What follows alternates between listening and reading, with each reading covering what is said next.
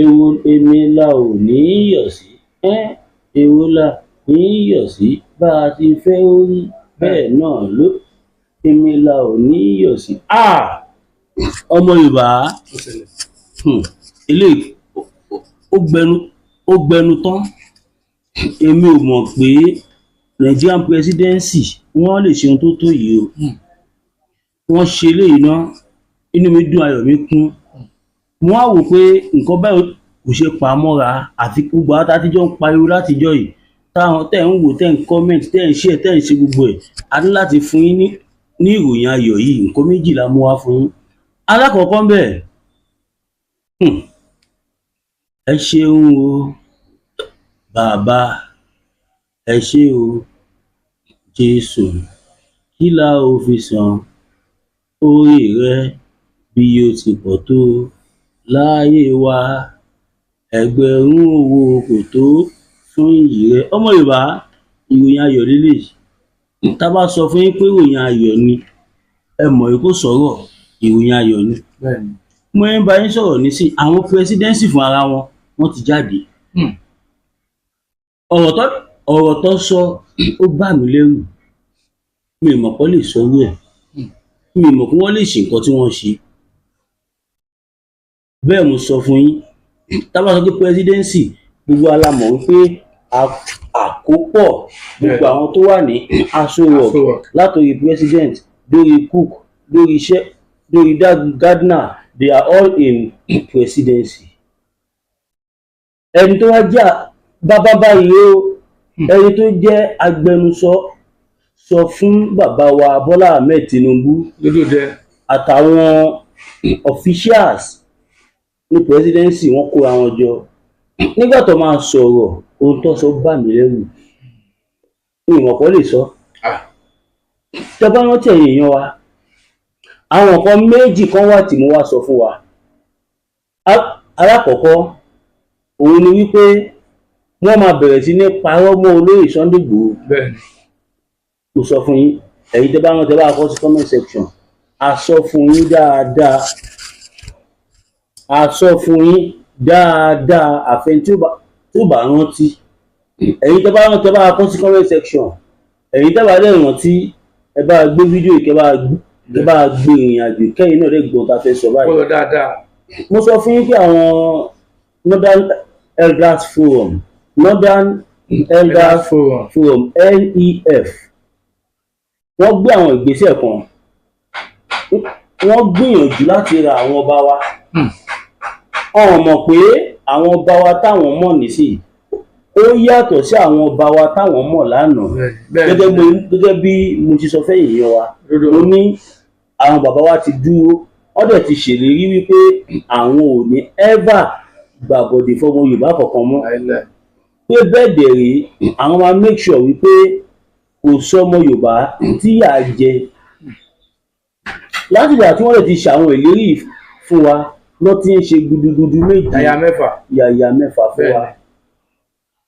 Now, kódà àwọn ló jẹ́ ká mọ̀ wípé àwọn àgbààgbà Fúlàní Elders Forum táwọn lé dànù, ọ̀pọ̀lọpọ̀ àwọn èèyàn ni wọ́n ti lọ fún lówó. Kódà gan àwọn mídíà bíi tiwa tó jẹ́ stomach infrastructure media, àwọn mídíà ẹgbẹ́ títì, àwọn mídíà tí abẹ́rẹ́ wọn ò lókùn nídìí, àwọn mídíà tó yẹ pé kò sí ìkan tó kàn wọ́n tẹ́ wọ́n pè wọ́n ní mídíà torí pé wọ́n ń gbóhùn sáfẹ́fẹ́. Àwọn tó yẹ pé wọ́n ti ẹ̀yẹ láwùjọ ọmọ Yorùbá, wọ́n ti padà lọ gbowó lọ́wọ́ àwọn Fúlàní. Iṣẹ́ tí wọ́n dẹ̀ ṣe ní kọ́ máa ṣe ní pé wọ́n ní kọ́ máa ṣe bí ọmọ Ìgbò, kọ́ máa attack olóyè Sunday Igboho everyday. Wọn ò gbéṣẹ́ méjì fún wọn. Make sure you destroy, you bring down, you stain the name Sunday Igboho. Èmi tí wọ́n sọ̀rọ̀ fún yìí, wọ́n gbé déwájú èmi náà. Pé mo fẹ́ gbé déwájú tí yìí wọ́n pè mí. Àgbà àtàjẹ́ frontline media wátá ló pè. Wọ́n pe everybody. Wọ́n fowó lọ́fọ̀ọ́ ẹ̀lú wa. Wàá ẹ̀yin mi mọ̀ pé mi ní ever dọ̀wọ́ ẹ̀wù. Àtẹlẹ́dàlẹ̀.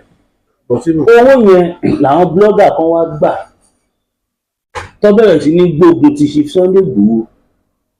ẹ máa wo bí tí mò ń bọ̀rọ̀ lọ o, mo sì máa dákẹ́ dẹ̀ kí bọ́dà wa yìí náà sọ̀rọ̀, but páàtì tèmi mo fẹ́ sáré sọ kẹ̀kẹ́ gbọ́ náà.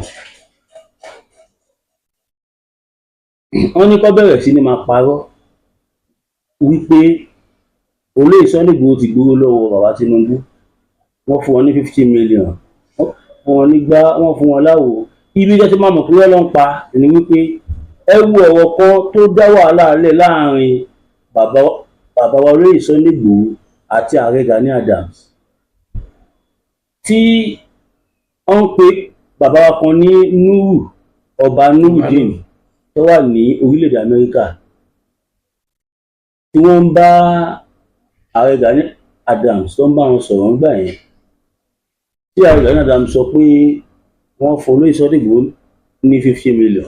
Gbogbo àwọn tó bá fẹ́ parọ́ mọ́ olóyè Sunday Igboho Ọlọ́run máa ń ṣe débi ń pé ó máa ń ṣe wọ́n bí ẹni tí ò jẹ́ nǹkan kan.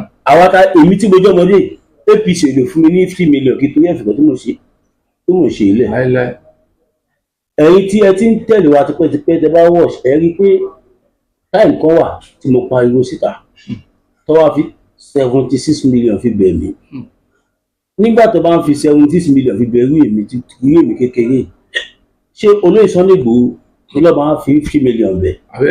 ilẹ̀ fi máa mọ̀ pé irọ́ bala tó jìnnà sótìtọ́ ni. àwa kọ́ là ń sọ̀rọ̀ o, mò ń sọ nǹkan tó sọ ni o, pírẹsidẹ́ǹsì ni wọ́n ti ń sọ̀rọ̀ yìí. wọ́n dẹ̀ sọ, wọ́n ní ẹnikẹ́ni tó bá tún jáde síta tó bá wá àtàkì olóyè Sunday Igboho, tàbí tó bá jáde tó bá sọ pé ìjọba Nàìjíríà ti fún Chief Sunday Igboho lówó ni wọ́n pé torí ẹ̀ wọ́n ti gbé kinní kọ́lẹ̀, wọ́n ní irú ẹni bẹ́ẹ̀ ó máa ṣàlàyé fún ilé ẹjọ́ rìsíìtì tí àwọn gẹ́gẹ́ bí ìjọba táwọn fi fún olóyè Sunday Igboho lówó, irú èèyàn bẹ́ẹ̀ máa gbé jáde. ibi tó dẹ̀ ti gbọ́ ó máa sọ. wọ́n ní tó bá ti lè rí nǹkan méjèèjì ṣe then tó bá sọ pé olóyè Sunday Igboho gbowó, tàbí ẹni tó bá fẹ́ sọ tí ò ní padà di èrò ẹ̀wọ̀n, ẹni tó bá wá sọ̀rọ̀ bí mo ṣe sọ̀rọ̀ yìí tó wá gbé rìsíìtì bí federal government bó ṣe fún Chief Sunday Igboho lówó, blogger tó bá ti lè gbé jáde ó ti tán. ìwọ blogger tó bá dẹ̀rò pé bóyá ó gbọ́n o smart tàbí ẹlẹ́dàá àwọn ìyá ẹ̀ ó padà lẹ́yìn ẹ̀. ó ṣe kí ni tẹ́lẹ̀dàá ìyá ẹ̀ bá tẹ̀lé kò ní dánwó ẹ̀wò. ṣùgbọ́n tẹ́lẹ̀dàá ìyá ẹ̀ bá ti padà lẹ́yìn ẹ̀ lọ mú fake receipt tàbí fake invoice. ẹ ṣáà ti rí Ìbàdàn mo kàn gbádùn bí ìranu ṣúgà ní ilé olúwa mi olóyè Sunday Adéníyì Adéyẹmọ Ìgbòho ìkọ́nà challenge wọn la wà ẹ̀ gẹ́gẹ́ bí ọmọ. kò ṣe gbìyànjú mẹ́nu ẹ̀rọ, kò ṣe gbìyànjú lédè bí o. kódà kò jẹ́ gómìnà tó bá dé ibẹ̀ wà á kọ́kọ́ dúró gate, àwa la máa wò pé ṣé ká jẹ́ kọ́nà ibi, ṣé ká jẹ́ kí Mugu ìwọlé àdúgbò má wọlé. Mugu sì nílò tán. ibi lára bíi tọ́lọ́ ń tò wá sí nìyẹn. ìwọ blogger tó bá sọ pé òun wówó òjijì tàbí àwọn ogun ìdílé tó wà nù wọn yín ó fẹ́ jẹ́ òṣìṣẹ́ tàbí téèdì fẹ́ dì ẹ́ láti wákàtí lọ jáde kó parọ́ mọ́ olóyè Sunday Igboho, mo fi Ọlọ́run fi ṣẹ̀rí fún ẹ níjọ́ ẹ̀ ló máa mẹ́ni tó ń pè Igboho. èmi mọ̀ pọ̀pọ̀lọpọ̀ yín ẹ̀ mọ ẹni tó ń pè olóyè Sunday Igboho. àwọn bàbá yín tí wọ́n ti rò pé Olúwa mi ò ní dé mọ́, àwọn bàbá yín tí wọ́n ti rò wípé bó ṣe lọ yẹn kó tó di àṣìfẹ́ tó 20 years á ti di ọlọ́bẹ̀ tó bá máa fi dé kíní kan kẹ̀lẹ̀ kan ojú ti àtẹ̀yìn àtàwọn bàbá yín ojú tí yìí báyìí. ẹ̀yin tẹ́ sọ pé olóyè Sunday Igboho ní wálé, pé tó wá wálé tá a bá mú kíní kan tó ń parọ́ fún kí lórúkọ olórí burúkú obìnrin tó ń pera ẹ̀ ní Àlẹ́ Abíọ́lá yìí. onítìrọ̀. ara kò sí onítìrì onítìrọ̀ onírọ́dé onígèlè rọ́ nàìjíríà láwa tó bá bí aláìyá ẹ̀dá sọ́bi tó wà tí a ò bá jẹ́ kí ìjọba gbé ẹ colours bastard ìwà lọ́mọ àlè tó bá tó gbangba sùn lọ Ìbàdàn làwa wà yìí ìṣókà tó bá bí aláìyá ẹ̀dá sọ́bi tí wọ́n wà tábà fà ẹ̀ tí a ò bá rún ẹbí ẹ̀wọ̀n tẹ́wọ́ tì ní báyìí ìwà lọ́mọ àlè kékulé ó gbọ́ ó sọ ń soko. kékulé ó gbọ́ ó sọ ń soko. kékulé ó gbọ́ ó sọ ń soko. ilẹ̀ Yorùbá la wà yìí ìwọ blọ́gà kan tó ń gbẹnu gbèkúgbè tó bá ṣe bí olórí burúkú tó bá ṣe ẹ̀wọ̀n pé lọ́mọ àlè yes gbogbo tẹ́ ti ṣe látijọ́ yìí a fún yín àmọ́ lọ́wọ́ tá a wà yìí. lọ́wọ́ tá a wà yìí ìwọ tó bá rò pé bóyá bí ó ń pa ẹ́ tàbí àwọn ẹbí ẹ ìṣẹ́ ló máa ń ta yín lọ ẹbí yín tó wá torí ìṣẹ́ tó torí ebi tó wá lọ gbowó tí ò jẹ kó gbà tó wá lọ ń gbé ẹnu nígbèkúgbè sí olúwa mi olóyè Sunday Adéníyì Adéyẹmọ Ìgbòho òòṣà owó babádámì ẹkùn ọkọ Fúlàní àjànàkú kọjá mo rí nǹkan fi ọlárin kaná rírin ẹmu ẹkì ẹran bí ó rẹ̀ wá ni ẹ gbọ́ ni wọ́n ní ládé Aláàfin Ọ̀ládé adé aládé kú la gbà Aláàfin Ṣàngó apàbàtà pàjọ wọn jọwọn etí ọmọ aládé lẹ́sẹ̀ẹ́sẹ̀ mádẹ òjò pàṣẹkẹrẹ mádẹmọ àti ọmọ jẹgbíjẹka ọmọ àjòwò sùn ọmọ Yorùbá ẹ lọ fọkàn lórí ọ̀rọ̀ security ẹ lọ fọkàn yín balẹ̀ àdúrà ní kẹ́ bẹ̀rẹ̀ sí ní bá a gbà fún bàbá báyìí kọ́ ló ń bá wa dá ẹ̀mí wọn sí kọ́ tún wá lẹ́mìí gígùn jù báyìí lọ.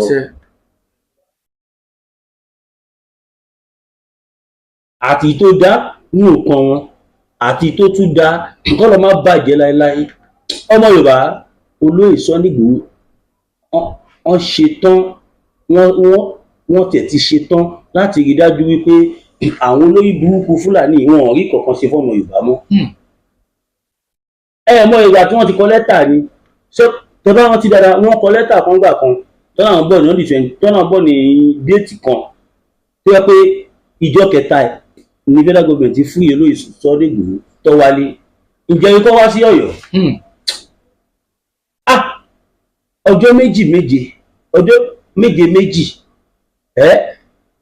tí ojoojú bá ṣe bákan òjò ló bójú ọjọ́ jẹ́ olúwa mi olóyè Sunday Igboho kúrò ní wọ́n ní a tó fiṣẹ́ ogun wọn ni jagunjagun tí ò ń bọ́ sẹ́yìn iwájú ló máa wá kábíyèsí olúwa mi Ìgbòho ṣá ọ̀tọ̀ ní jagunjagun ọ̀tọ̀ ní jánujánu àwọn tó ń jánu látijọ́ yìí èlèwáré tó ń dìtẹ̀ tó ń ṣe gbogbo ẹ̀ níbo ló wà lẹ́nu yìí ẹ̀yin tẹ̀lé sọ pé olóyè Ìgbòho lè wálé pé àyàfi tó bá lọ́wọ́ ẹ̀há tọ́mọ abẹ́ àlàjá ẹjọ́ nítorí Ọlọ́run níbo lẹ wà báyìí.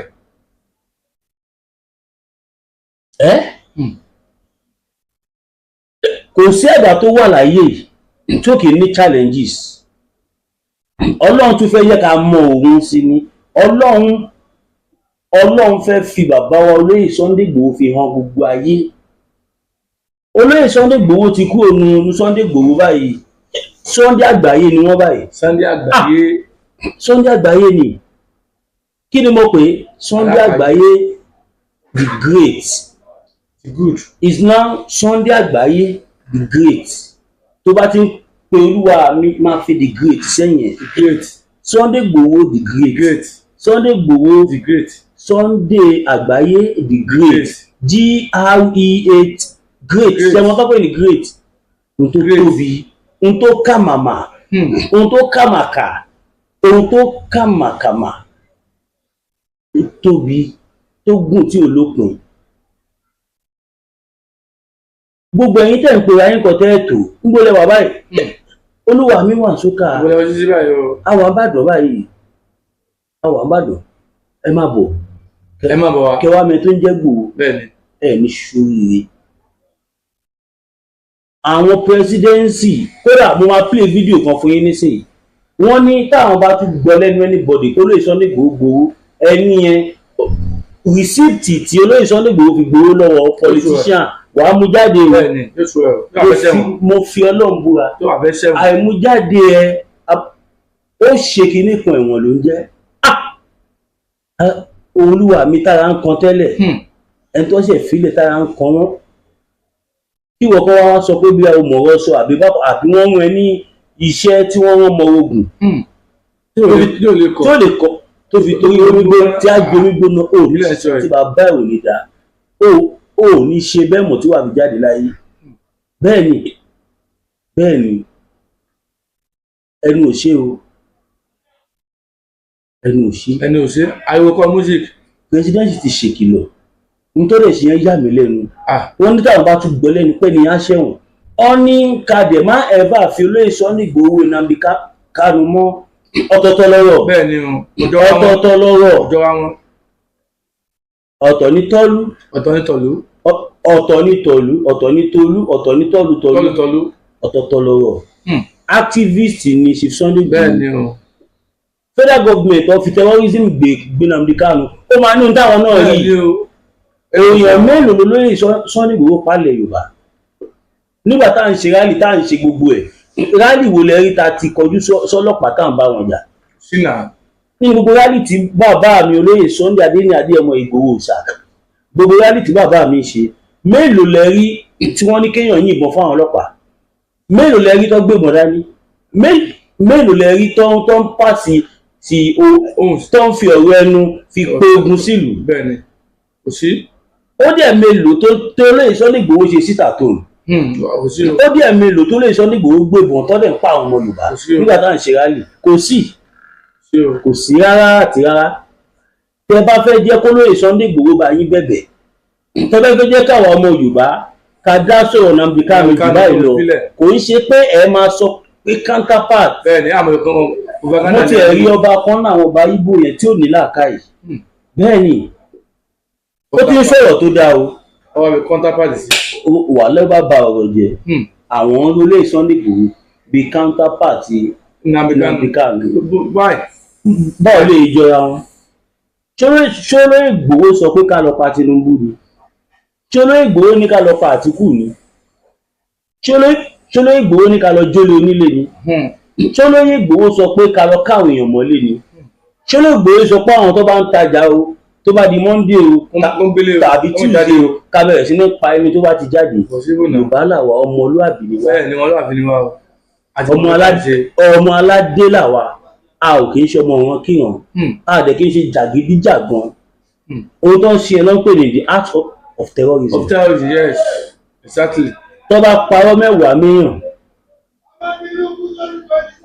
wọ́n ti rẹ́ ẹ̀kan bẹ́ẹ̀ nìyẹn. ọmọ Yorùbá ẹ wo ọ̀pọ̀ òrùka gbọ̀n afẹ́fẹ́ ló ń gbé lọ. ọmọ Yorùbá ẹ lọ fọkàn yín balẹ̀ olóyè Sunday Igboho ti dé. olóyè Sunday Igboho sí nílé làwọn Fúlàní yẹn fi ń pe àwọn ọkọ̀ tí wọ́n tó láti ìgbà tá a ti wà ń lé sí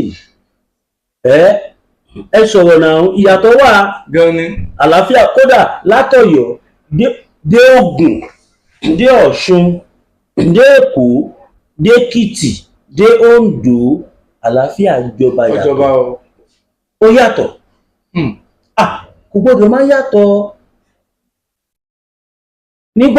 nígbà tẹni tó jẹ́ South West President Fúlàní tó ní tí n bá gbọ́ orúkọ lóye Sunday Igboho òtútù ó mú mi ó mọ tó sọ kò parọ́ bó o nígbà tí Saliu tó jẹ́ South West President àwọn West Africa ẹni tó jẹ́ olórí ìbò àwọn Fúlàní ní gbogbo West Africa òun ni Saliu tí gbogbo ọmọ Yorùbá tó jọ ta lọ lé ní Bàràpá ta lé ní gbọ̀ngàn òun ni ó jáde ó fẹnu sọ ó ní tí bá gbọ́ orúkọ Sunday Igboho òtútù ó mú mi kìnìkan wo Sunday Igboho rí bọ̀ wá bọ̀. tó bá gbórúkọ Sunday Igboho àyà mi ò tó jáde kò sí nǹkan kan òtútù ó mú mi pẹ̀lú. Òtútù tí mo. nígbà tí mo tó Ọwọ́ àpárọ̀ kò rírò ẹ̀rí kọ́. látijọ́ tí wọ́n ti bí mi ìrírò ẹ̀ rí níjọ́ tí mo gbọ́ pé Sunday Igboho ń tún lọ Ògùn State báyìí níjọ́ náà mi ò lè sùn. Ẹ lọ ní sẹ́ ọdún sí ọ. ẹ ti bẹ́ẹ̀ bàbá wọn nìyẹn o bàbá wọn sọ pé àwọn ọmọ. Láàólá Bitter Tea ẹkùn tí ń wọ̀yá àjà pẹ̀lú àwọn kíndìnrín tó ní stone nínú ìyẹn kidney stone yóò mẹ́ẹ̀tì ẹ̀ tẹ́sí yájànù nínú àgọ́ ara yín òun kan náà ló ṣiṣẹ́ fún liver ìyẹn àìsàn jẹ̀dọ̀jẹ̀dọ̀ a sì tún máa ṣiṣẹ́ fún ààtì ìyẹn ìṣòro àìlèmí sókè sódò dáadáa. Láàólá Bitter Tea ló tún ṣiṣẹ́ fún ìfúnpá gíga ìyẹn high blood pressure bákan náà gbogbo ẹ̀yin tẹ́ ẹ bá ní ìṣòro ìsétọ̀ tí a mọ̀ sí prostate cancer gbogbo àwọn àìsàn tá a là kalẹ̀ yìí pátápátá òun ni Láàólá Bitter Tea yóò bá wọ̀ yá àjà ìṣòro ara ríro ń kọ́ Láàólá Bitter Tea òun ni kẹ́ ẹ gbẹlura láti wá rí egbòogi Láàólá Bitter Tea rà àbí tẹ́ ẹ bá fẹ́ mọ ibi tí wọ́n tẹ̀dó sí ẹ mẹ́sẹ̀jì wọn lórí àwọn WhatsApp numbers yìí +44742452737 tàbí àwọn Nigeria numbers yìí 08033194355 tàbí 08026265000 kò bára rí ẹ̀rí inú ẹ̀jẹ̀ ti kàn jẹ̀gbọ̀n lọ́wọ́ Láàólá Bitter Tea gbẹ̀lura kò rí yàtọ̀ bẹ̀. Olúsadé ní pẹ̀rẹ̀ abawó tọ̀lẹ̀tọ̀lẹ̀ lọ́jọ́ tí iná bá fojú komi ní dákẹ́ ariwo ọ̀sẹ̀sẹ̀rẹ̀ ò gbọ́dọ̀ tẹ̀lẹ̀ bí ògòǹgò ó bá rí bí ògòǹgò sísẹ́lẹsẹ̀ rẹ̀ ó sẹ́ ẹ̀yọ̀ ìkọlà ló lórí ẹ̀yọ̀ olóyè máyégún aníkúlápówọ̀ ló jìgànjìgàn bí ẹ̀kọ́ akọlabata òkúta bàbá aláwo tó ń dífá bí ẹni wẹjú gbogbo ayé bá gbóná lalala bí iná àjẹrẹ táwọn ìyàmí bá mi ayé ọmọ ènìyàn jìgìjìgì tètè máa bọ̀ wá sọ́dọ̀ ọmọ oníṣẹ́ olúfẹ̀ olóyè máyégún aníkúlápó oṣù òróró sùmọ̀lú ló lé ọkiri ojú ogun àmúbọ̀n rere ní tiẹ̀ ní ìdí àìrọ́mọ bí lọ́mọ aráyé fi dì ọ́ ogun pèsè láyé fi kẹ́ ìwọ ni tàbí àmì ìkórìíra ní bẹ lára rẹ àìsàn ọjọ́ pípẹ́ ogun ìdílé àti bẹ́ẹ̀ bẹ́ẹ̀ lọ tètè gbéra ńlẹ̀ kó dìde kàn sí olóyè máyégún aníkúlápó gbogbo ara kìkì oògùn abániyẹ̀ràwọ̀ ẹni wò abólórí bẹ̀rí fún ẹ̀kúnrẹ́rẹ́ àlàyé tàbí àyẹ̀wò nípa ogun tó ń ja ayé rẹ pè sórí nọ́mbà yìí 08023940939 08023940939 ìjì kìí jà kó gbé odó lọ ìjì kìí jà kó gbé ọlọ lọ a kìí borí olóńgbò ní mògún ìwọ ló rẹ yóò tá rẹ ló kọ lọ. ẹ káwọn padà yìí ni wa nọ́mbà bàbá máyégún nìyẹn ẹ kù wọn fẹyìntì bá nìdí wọn orí àgbúwà fún ìlú àníríjù báyìí lọ.